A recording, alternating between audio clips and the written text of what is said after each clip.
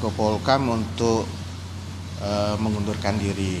Jadi itu adalah hak dan pilihan politik dari Pak Mahfud pribadi. Jadi Presiden sangat menghargai keinginan itu. Tentu juga yang kedua adalah kita menghormati keinginan Pak Mahfud untuk bertemu dengan Presiden. Karena tadi disampaikan oleh Pak Mahfud, beliau ingin menyampaikan secara langsung surat pengunduran diri itu kepada Presiden. Ini sesuatu yang tentu saja harus kita hormati keinginan beliau. Dan kita tahu sekarang ini Presiden sedang berada di daerah dalam rangka kunjungan kerja dan beliau akan kembali besok malam ke Jakarta.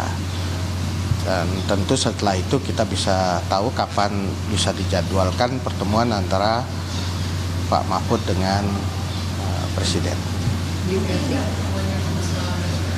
Gimana? Bisa saja ya, tergantung waktu yang dialokasikan, dijadwalkan untuk pertemuan itu ya, karena Pak Presiden juga mendaratnya mungkin malam juga ya. Tapi keinginan Pak Mahfud sudah disampaikan ke Presiden? Ya tentu keinginan itu sudah diketahui karena terpublikasi secara luas dan hari ini juga disampaikan oleh Pak Mahfud sendiri.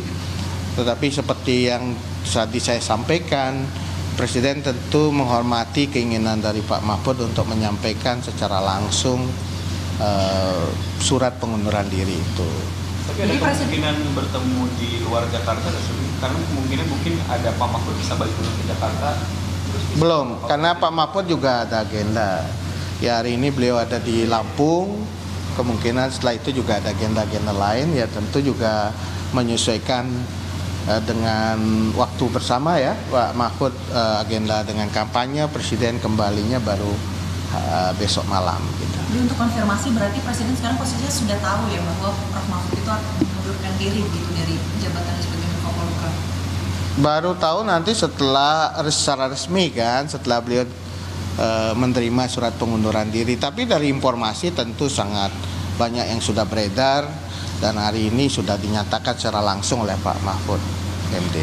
Tadi kan Prof Mahfud sendiri membawa-bawa surat begitu yang dikatakan nanti akan disampaikan langsung pada Presiden. Jadi mekanismenya nanti untuk pengunduran diri ini seperti apa? Karena sepertinya akan ingin disampaikan langsung kepada Presiden. Iya, seperti yang beliau sampaikan, Pak Mahfud sampaikan ke media, itu kan beliau akan menyerahkan langsung surat pengunduran diri itu kepada Presiden. Ini saya kira satu hal yang perlu kita hormati karena ini bagian dari tata krama yang memang dipercaya, diyakini oleh Pak Mahfud harus dilakukan, dan itu saya kira sangat baik sekali bahwa beliau menyampaikan secara hormat pengunduran diri itu kepada Presiden. Beliau kan mengingat masa jabatan pemerintahan Pak Presiden sebentar lagi dan Pak Mahfud misalnya mau mundur dalam sisa masa jabatan ini.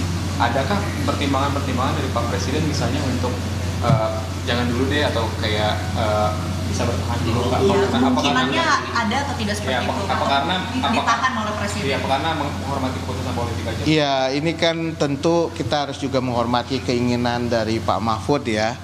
Jadi Pak Mahfud sudah menyampaikan surat pengunduran diri, tentu pertimbangan utama dari apa yang jadi keinginan dari Pak Mahfud itu.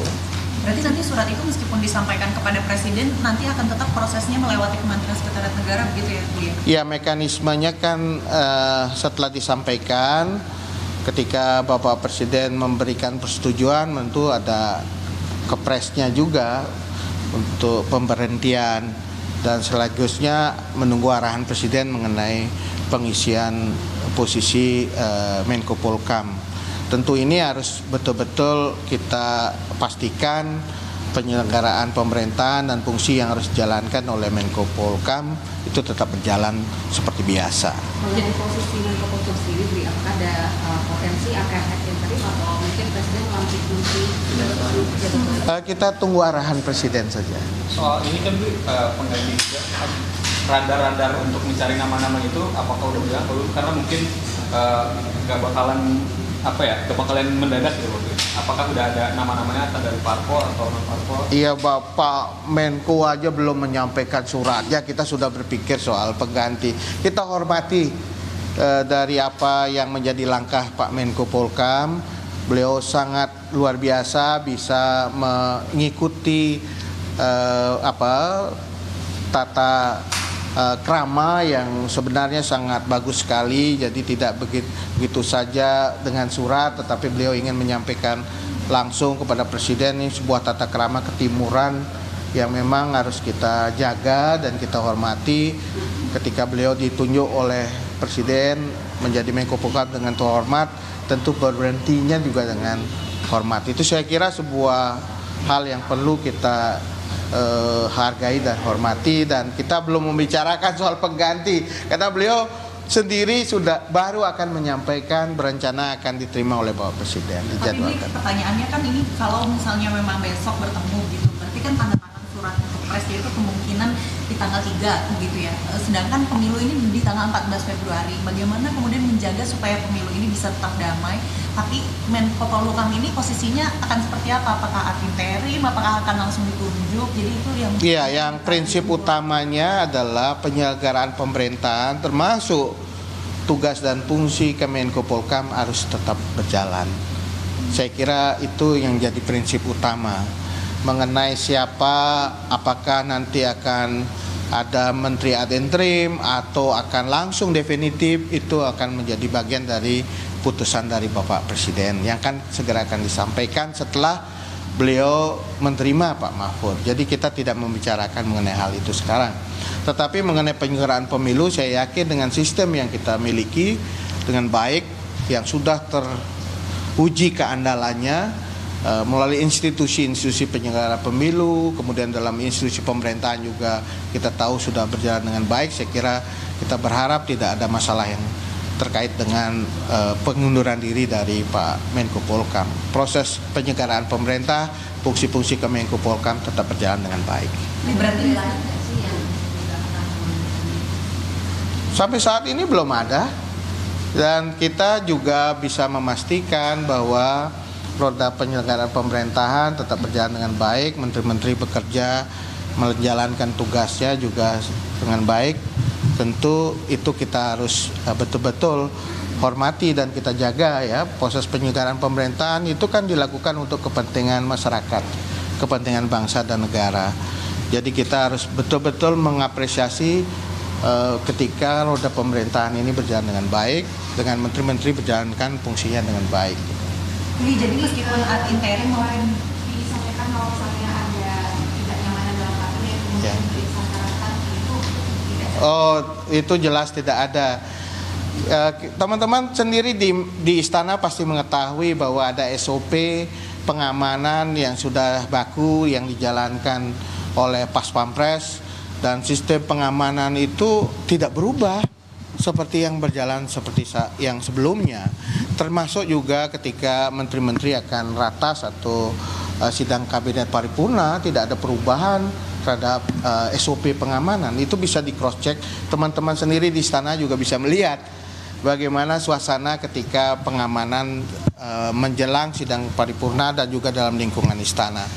Selain itu, saya juga ingin sampaikan bahwa suasana dalam rapat-rapat kabinet, sidang paripurna juga suasananya sangat akrab, sangat dekat, sangat cair begitu. Terlepas dari menteri-menteri itu berasal dari partai politik yang berbeda ataupun dari koalisi paslon yang berbeda dalam pilpres, tetapi suasananya sangat akrab. Sebelum rapat kabinet ada di ruang tunggu bersama-sama bicara, ngobrol bersama, berinteraksi, berkomunikasi, saling sapa, kemudian juga bahkan ada bercanda. Bahkan dalam sidang kabinet paripurna itu disediakan ngopi dulu kan, ngeriung begitu, ngopi, menikmati hidangan sambil ngobrol. Dan kira tidak ada sekat-sekat suasana pemilu 2024 di dalam rapat kabinet. Dan itu saya kira satu hal yang menunjukkan bahwa suasana keakraban, kedekatan, dan bagaimana juga suasana yang begitu kompak juga terbangun di dalam sidang-sidang kabinet, termasuk dalam proses pengambilan keputusan. Pengambilan keputusan, semua menteri yang terkait dengan tema yang dibahas juga diundang, dan kemudian proses pengambilan itu pengambilan keputusan dalam rapat juga setiap menteri diberikan ruang untuk berbicara, menyampaikan pendapat dan gagasannya pada perdebatan sebelum nanti diputuskan oleh Bapak Presiden. Jadi semua terlibat dalam proses sidang-sidang kabinet atau rapat-rapat kabinet. Jadi yang sebelumnya